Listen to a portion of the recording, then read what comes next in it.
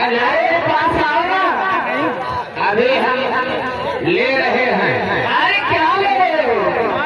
सुबह लेता हूँ, शाम को लेता हूँ, दिन में खुले आम लेता हूँ। अरे बोले भैया क्या लेते हो? तुम्हारी तरह अगर कोई जिद करके पूछे कि क्या लेते हो, हाँ क्या लेते हो, तो हम यही बताएंगे कि हम भगवान का नाम लेते हैं। अच्छा अच्छा, ले चुके हो कि अभी नहीं? अरे ले रहा हूँ जी।